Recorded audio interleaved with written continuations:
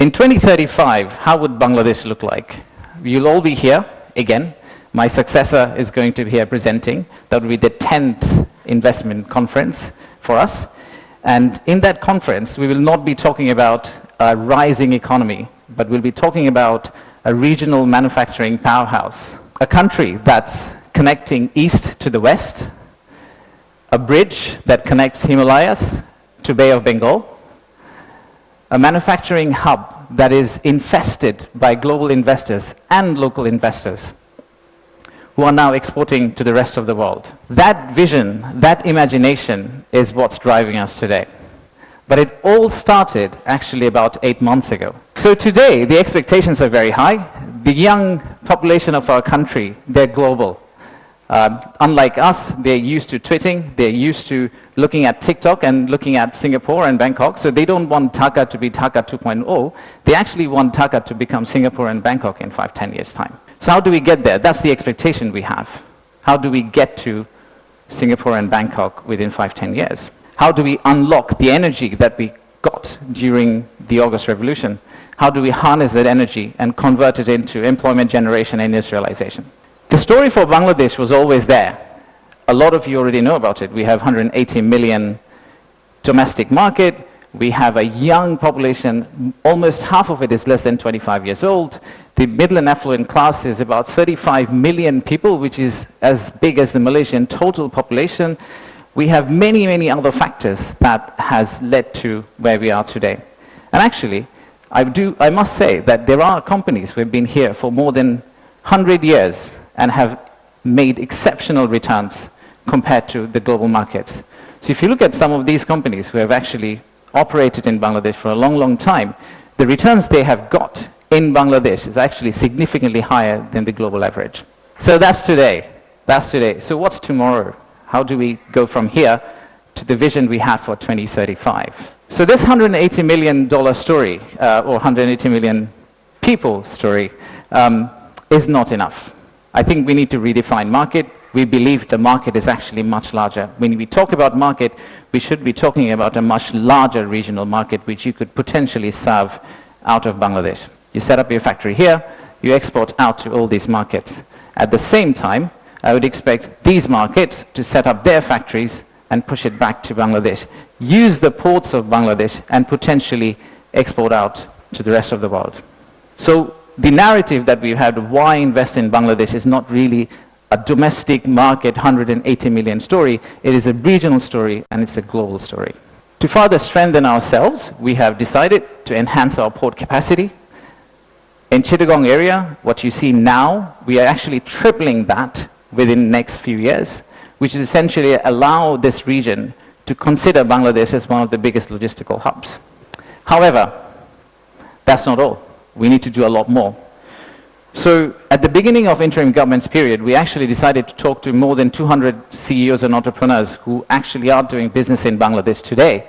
And we wanted to understand how can we convert our critics into our ambassadors. They are the only ones who could potentially bring business for us.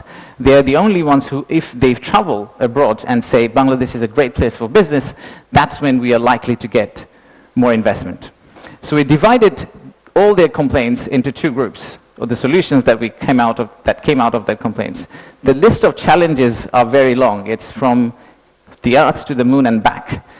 But we whittled it down to a few action items, some of which are short-term wins, so some of that you see here, some of which are actually long-term policy reforms that we would like to also undertake and set the direction of travel for the country in the right course so that the incoming government, the next government, the political parties who come and start driving this economy, they can follow the same script for us. I'll give you a few examples. Let's start with, we talked about a true one-stop service. There are two elements of one-stop service. The first one is the human element, and then there is the digital element. In the human element piece, what we have decided to do is we are going to co-locate the primary agencies, the high touchpoint agencies for our investors in one location. So that instead of the investors walking around different ministries, and we have a lot of them in Bangladesh, they all come to one office and they end up meeting everyone. We've also decided, like banks, and I am from banking, I guess that helped, that we are going to set up a relationship management team under BIDA. What it would essentially do is, just like a corporate banking, relationship banking manager, he would hold hand of the investor and walk them around the landing process. Let's take another example. Our friends in National Board of Revenue helped us set up the authorized economic operator. It's essentially the green channel, or widely known as the green channel setup, where if you're a good customer, you are able to circumvent some of the custom checks and fast-track your process through the ports. That has been picked up as one of the biggest challenges that we have, the time it takes to go from your factory all the way to your customer. And finally, let me show you one more example of policy change. So as you all know, there are many government agencies. We also know there's private sector.